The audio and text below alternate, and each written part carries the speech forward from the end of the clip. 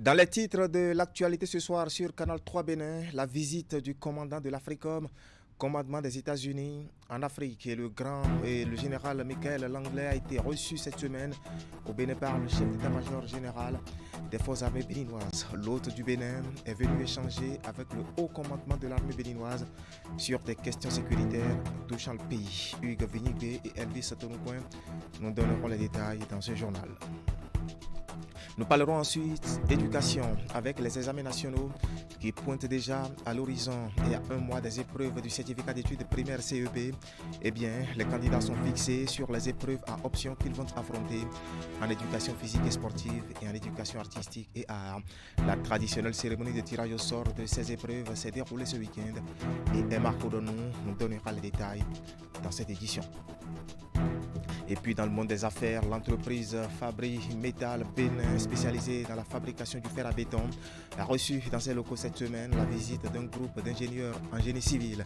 Ces derniers sont surtout allés à la découverte des différents compartiments de cette usine, connue pour la qualité des aciers qu'elle livre sur le marché. Teddy Goudalo et Derham Pevi nous en diront davantage dans un instant. Voilà pour le sommaire. Bien bonsoir et bienvenue dans notre grande édition du soir de ce dimanche 5 mai 2024. Le commandant de l'AFRICOM, commandement des États-Unis, en visite de travail au Bénin. Le général Michael Langlais a été reçu cette semaine au Bénin justement par le chef d'état-major général des forces armées béninoises. Avec le haut commandement de l'armée béninoise, l'hôte du Bénin a abordé des questions sécuritaires touchant surtout le pays. Voici le point de ce tête-à-tête avec Hugues Vignigué et Elvis Tonoucoin. Échange de salutations.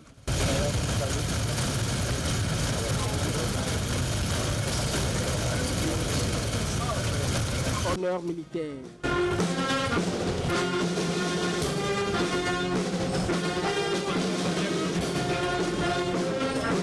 C'est ainsi que le commandant de l'AFRICOM a été reçu par le chef d'état-major général des armées béninoises. Passé ce cérémonial militaire, les deux hommes se sont accordés un tête-à-tête. Au cœur des échanges, la menace terroriste dans le nord du Bénin. Security in the region and Et nous avons parlé de beaucoup de choses concernant la sécurité. La sécurité dans la sous-région et la sécurité ici au Bénin. Le partage de nos idées et comment nous allons planifier notre partenariat afin de travailler efficacement ensemble pour pouvoir tacler la menace que le Bénin rencontre. With the Benin forces. Au terme de cette séance de travail, les deux parties ont échangé quelques présences symboliques. La visite de la délégation de l'AFRICOM s'est poursuivie au ministère de la Défense, puis à la présidence de la République. Voilà un compte rendu signé Hugues Vignigué et Elvis Tonoucoin. Éducation à présent avec la ministre en charge de l'enseignement supérieur et de la recherche scientifique qui a procédé vendredi dernier au lancement officiel du pôle d'innovation et de technologie d'Abomey-Calavi, Unipo de Bénin, une initiative du bureau Afrique du PNUD dénommée Timbuktu, dont le but est de transformer les universités publiques d'Afrique en des espaces d'innovation, d'expérimentation et surtout d'apprentissage accéléré. Précision, Hugues Sino Candide Hueto et Der Hunkwevi. University Innovation Port est officiellement lancé au Bénin. C'est l'opérationnalisation de l'initiative Timbuktu du Bureau Afrique du PNUD, dont l'objectif est de permettre à la jeunesse estudiantine africaine de s'engager de manière significative dans l'écosystème de l'innovation en tant que résolveur des problèmes, innovateur et concepteur d'avenir, mais aussi de mettre en place un réseau panafricain d'innovation constitué de 8 hubs régionaux et de 10 pôles nationaux au sein des universités publiques dans 10 différents pays. Ici au Bénin, c'est à l'université d'Abomey-Calavi qu'a implanté ce joyau flambant neuf sur une superficie de plus de 2000 mètres carrés. Le Bénin est un pays d'idées. Il y a tous les atouts pour devenir le pays des innovations technologiques de l'Afrique. Le pays foisonne, comme vous le savez, de talent, de créativité et d'audace. La tradition d'excellence scientifique et universitaire qui fait son identité aux yeux de l'Afrique et du monde doit désormais lui permettre de se positionner en leader et non en suiveur de l'innovation technologique dans la sous-région. surtout avec le renforcement de l'écosystème béninois d'innovation par la mise en place donc de l'Unipod. Unipod se dresse comme un pôle dont la contribution sera déterminante dans la réalisation de notre légitime ambition de nous maintenir à la pointe de l'innovation technologique au Bénin et en Afrique, de former des étudiantes et étudiants compétents, adaptés aux enjeux d'aujourd'hui et outillés au plan scientifique, mais surtout technologique, pour relever les défis de demain.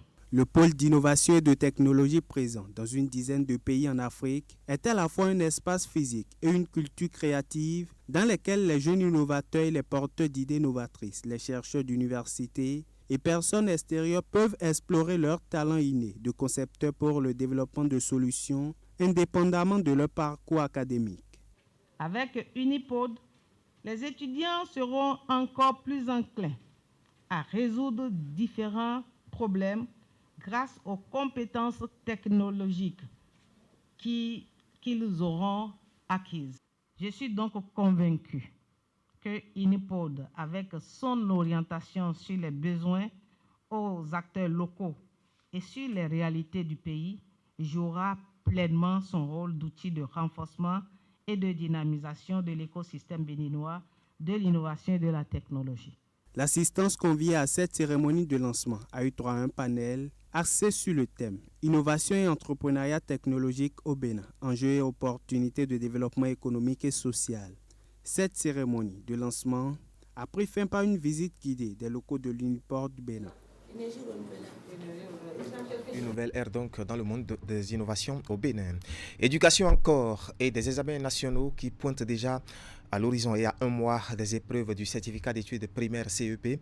Les candidats sont fixés sur les épreuves à option qu'ils vont affronter en éducation physique et sportive et en éducation artistique et art. La traditionnelle cérémonie de tirage au sort de ces épreuves s'est déroulée ce week-end sous les yeux de Emma Houronou qui nous donne ici les détails.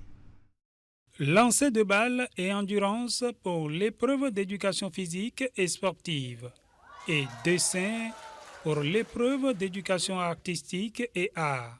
Voilà les matières optionnelles dans lesquelles composeront les candidats au certificat d'études primaires session de juin 2024. Le tirage au sort s'est opéré en présence de responsables en charge de l'enseignement primaire et de représentants des candidats.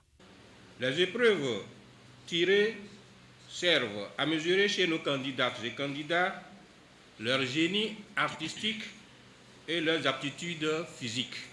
Il est donc assez clair qu'au terme de ce tirage, nos braves directrices et directeurs d'école et les enseignants titulaires des cours moyens deuxième année feront feu de tout bois, comme à leur habitude, pour affiner les performances des candidates et candidats dans les épreuves retenues pour le compte de l'examen de cette année.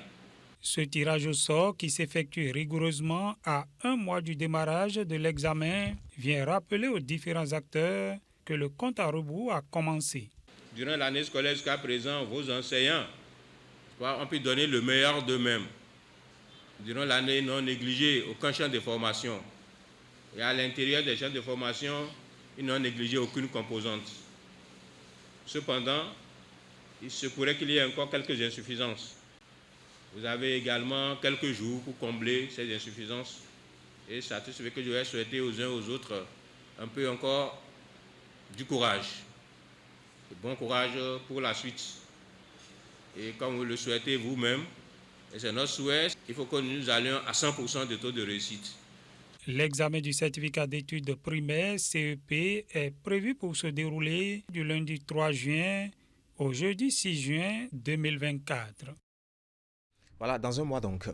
Et de l'éducation à la justice, les membres de la Haute Cour de justice ont tenu vendredi dernier la toute première session administrative de la 8e mandature que préside le professeur Dandi Nyamo. Les assises qui répondent aux dispositions légales en la matière permettront à la haute juridiction de se pencher sur plusieurs dossiers. Suivez ici un extrait du discours de la présidente Dandi Nyamo à l'ouverture des travaux.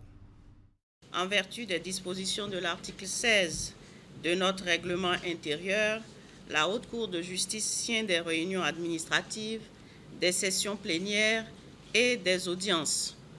Les sessions administratives constituent pour nous un cadre d'échange, d'aide à la décision sur les questions touchant le fonctionnement et la vie de notre institution.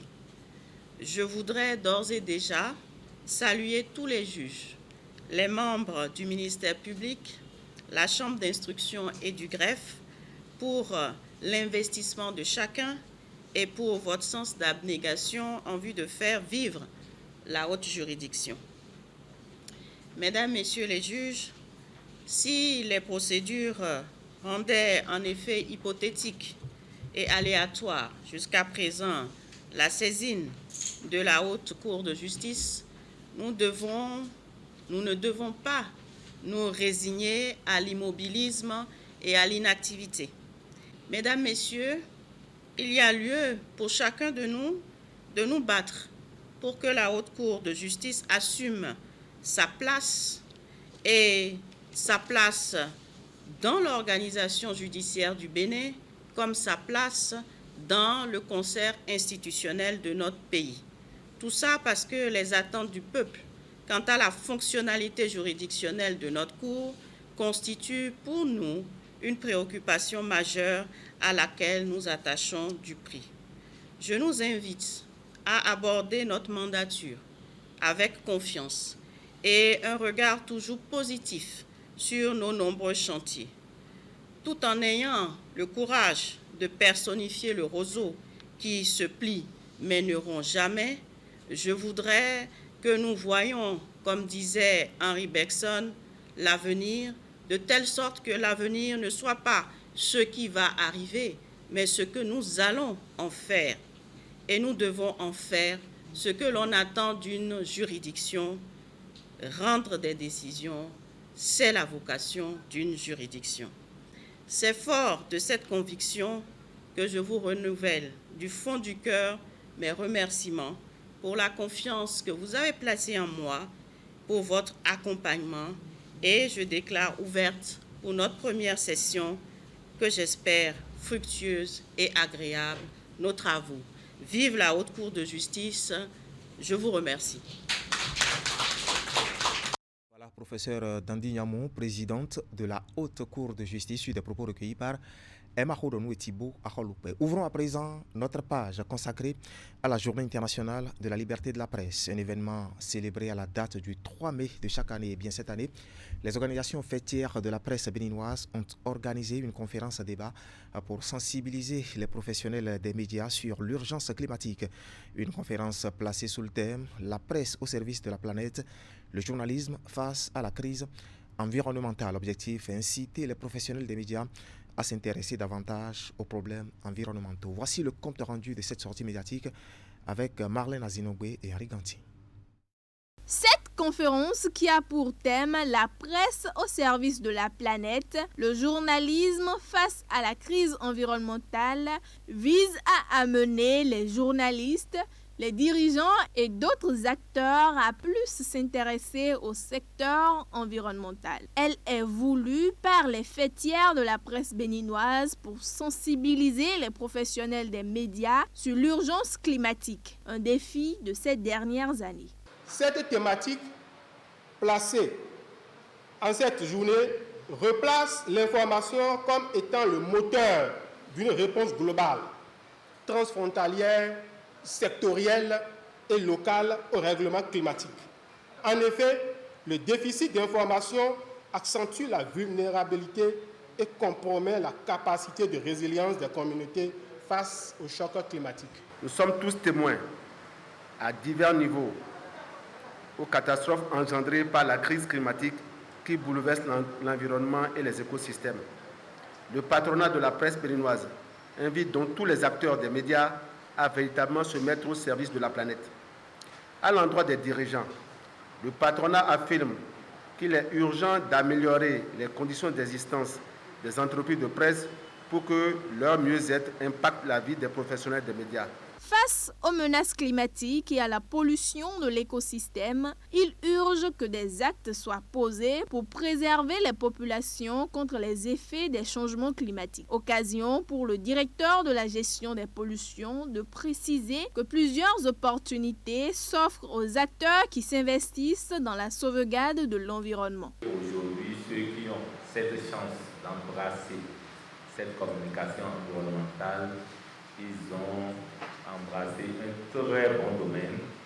Le ministère est à pied d'œuvre aussi pour des formations modulaires, qu'on puisse quand même intégrer ces journalistes pour que le ministère, avec tout ce que nous faisons, puisse être quand même relayé. Au niveau de vos quartiers, vous pouvez quand même élaborer de micro-projets, bénéficier des financements pour qu'au sein de ces journalistes, vous puissiez vous faire former facilement dans le domaine de l'environnement.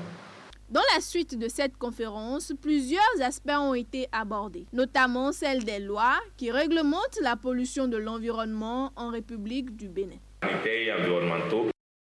Et toujours dans le cadre de la célébration de cette journée internationale de la liberté de la presse, les professionnels des médias universitaires ont eu une séance d'échange avec les étudiants, une initiative de la direction de l'École nationale des sciences et techniques de l'information et de la communication. Et les initiateurs ont insisté sur le thème retenu pour l'édition de l'année 2024 qui, selon eux, vise à faire connaître aux jeunes journalistes les défis qui s'imposent à eux dans la protection de l'environnement au Bénin. Le compte rendu de Zakiat Guidissa et Rachidi Souberou est présenté ici par Florence Bossa. Les étudiants en journalisme et les autorités de l'École nationale des sciences et techniques de l'information et de la communication célèbrent la Journée mondiale de la liberté de la presse, une occasion pour retracer les nombreuses prouesses réalisées dans les différents domaines de formation de l'école et les défis à relever. L'UNESTIC met chaque année les petits plats dans les grands pour hisser ses étudiants au sommet de l'excellence dans les domaines du journalisme, de la cinématographie, de la réalisation audiovisuelle, du montage audiovisuel et de la communication numérique. L'école a accompli en si peu de temps de nombreuses prouesses dans les différents domaines de formation. C'est d'ailleurs ce que témoigne la forte présence des diplômés de l'UNESTIC dans le monde médiatique et cinématographique béninois. Toutefois, l'École nationale des sciences et techniques de l'information et de la communication reste confrontée à de nombreuses difficultés, notamment le manque d'infrastructures propres à l'école. Le thème retenu pour l'édition de 2024 est la presse pour la planète, crise environnementale et urgence du journalisme. En restant dans la même dynamique, la direction de l'école a initié une communication sur le thème « Médias au service de la préservation de l'environnement au Bénin ». Elle est animée par le Dr Tanguy Agoyi, journaliste spécialiste des questions de l'environnement au Bénin. 3 mai rappelle au gouvernement la nécessité de respecter leur engagement en faveur de la liberté de la presse. C'est aussi une journée de réflexion entre professionnels des médias sur les questions de liberté de la presse et d'éthique professionnelle. C'est également l'occasion de célébrer les principes fondamentaux de la liberté de la presse, d'évaluer la liberté de la presse à travers le monde, de défendre l'indépendance des médias et de rendre hommage aux journalistes qui ont perdu leur vie dans l'exercice de leur profession. L'initiative a reçu le soutien du rectorat de l'université d'Abomey-Calavi. La question des infrastructures à l'UAC est une question cruciale pour toutes les entités. Donc, je crois que les autorités aussi font ce qu'ils peuvent pour que d'ici à là, qu'on puisse quand même sentir un début d'aménagement en ce qui concerne les infrastructures. Merci. Au cœur de cette célébration, Dr Alain Junior Dopo intègre le cercle des maîtres assistants des universités du CAMES dans la spécialité des sciences de l'information et de la communication. Voilà, félicitations aux récipiendaires. Et l'association Elan Média, elle, a opté pour un volet beaucoup plus sportif dans la célébration de cette journée internationale de la liberté de la presse. Elle a réuni les professionnels des médias à la plage de Fidjrosé à Cotonou pour une marche suivie, bien sûr, d'exercices physiques. Un événement soutenu par le centre fitness Let's Go JM. Le tout dans une ambiance conviviale que nous relatent ici Candide Hueto, Jules Echo et Moufi de Sabouran. Route des Pestos ce vendredi 3 mai 2024. Il est 6h30. Les professionnels des médias prennent d'assaut ce tronçon pour environ 1 heure de marche. Et ceci avant de rallier le centre fitness Let's Go Gym pour bénéficier d'une séance de fitness dénommée Fit Press, initiée par Elan Média.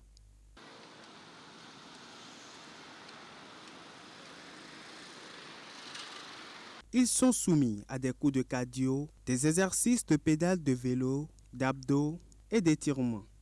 Bah oui, après le sport, nous avons des séries d'activités. Comme à l'accoutumée, il y aura la média immersion qui consiste à envoyer des professionnels des médias à d'autres organes vers d'autres organes, histoire de créer un brassage, travailler pour la confraternité. En dehors de ça, nous avons un atelier de formation sur la thématique de l'année, et notamment aussi sur ce qui fait notre métier, c'est-à-dire le journalisme, ce qui concerne notre métier. Vous aurez les précisions plus tard sur les thèmes retenus. C'était une belle expérience pour moi quand même de pouvoir passer cet instant, ce moment, cette matinée avec les confrères, journalistes et animateurs, parce que nous avons pu essayer d'avoir un peu plus de sueur sur le corps grâce au sport qui a été fait ce matin. Si ces hommes des médias nourrissent l'ambition de promouvoir davantage les activités sportives ainsi que la cohésion sociale, ils bénéficient du soutien du centre fitness Let's Go Gym. Nous les avons accueillis dans notre salle de cours où on a fait des cours de cardio, de HIIT, les abdos. Ensuite, on est en train de faire les étirements comme vous le voyez derrière nous. Donc voilà un peu ce qui s'est passé au cours de l'événement du jour Fit Press. Toujours dans le cadre de la célébration de l'édition 2024 de la Journée internationale de la liberté de presse, un match de gala et des rencontres récréatives sont quelques activités prévues pour ces professionnels des médias. Voilà, c'était notre page consacrée à la célébration de la Journée internationale de la liberté de la presse. Et pour mettre un terme à cette édition, l'entreprise Fabri Metal Bénin, spécialisée dans la fabrication du fer à béton, qui a reçu cette semaine la visite d'un groupe d'ingénieurs en génie civil. Ces derniers sont surtout allés à la découverte des différents compartiments de cette usine, connue pour la qualité des aciers qu'elle livre sur le marché. Voici les détails avec Teddy Goudalo et Eder Moupevi. Ces hommes et femmes sont membres de l'ordre des ingénieurs en génie civil. En visite dans l'unité de production de l'entreprise Fabri Metal, ils découvrent les installations de cette industrie réputée dans la fabrication du fer à béton au Bénin. Je voudrais dire merci à Fabri Metal pour cette opportunité qu'il nous a offert pour visiter. Il nous a amenés dans son usine pour voir le processus, le fait que nous consommons, comment ça se fait chez lui. Il n'a rien caché en fait. Nous avons eu l'opportunité de visiter le côté labo où nous ont expliqué les différentes méthodes, comment ils utilisent pour savoir la composition exacte de l'acier, le taux de carbone, le taux de fer, etc. Avec des explications à l'appui, ils ont parcouru tous les compartiments de l'usine de fabrication d'acier, de la zone de production du fer à béton laminé à froid, à celle du tri de la matière première en passant par le four. Ces experts en génie civil sont restés admiratifs et rassurés de la qualité des fers sortis d'ici. L'acier, c'est le premier matériau qu'utilise l'ingénieur, surtout dans les structures, dans nos structures de béton armé. L'acier est fondamental. Et bien, c'est l'acier qui requiert à ces structures-là leur bonne résistance. Nous devons donc de savoir comment ces aciers sont fabriqués, à quoi s'en tenir avec ces aciers. Nous fournissons des produits de qualité pour les populations, aux populations béninoises, et nous comptons rester dans cette dynamique pendant longtemps dans ce pays. Nous sommes très compétitifs et nous vous demandons parcourir les ruelles, demander les différents prix, faites la comparaison vous-même. Fabri Metal, nous avons révolutionné le marché du fer à béton au Bénin. Et nous sommes meilleurs en termes de prix, qualité et tout ce qui va autour. Quand on parle de l'ordre des ingénieurs, ça veut dire qu'ils sont tous des techniciens. Alors qu'ils facilitent l'échange, surtout quand on explique le technique qu'on utilise ici pour produire le fer à béton. Alors il y avait beaucoup de questions intéressantes et des commentaires intéressants par rapport à tout, qu'est-ce qu'on fait et comment on fait. Les professionnels du bâtiment et des travaux publics ont aussi fait des recommandations aux responsables de Fabri Metal au vu des exigences sur le marché. Au-delà, les deux parties sont déterminées à collaborer ensemble pour la satisfaction de la clientèle. Voilà, des ingénieurs en génie civil dans les locaux de l'entreprise Fabri Metal Bénin. C'est l'essentiel à retenir ce soir quant à l'actualité sur Canal 3 Bénin. Le journal a été préparé par l'ensemble de la rédaction qui, par ma voix, vous remercie de nous avoir suivis. Bonne fin de week-end à toutes et à tous et bonne soirée en compagnie de nos programmes.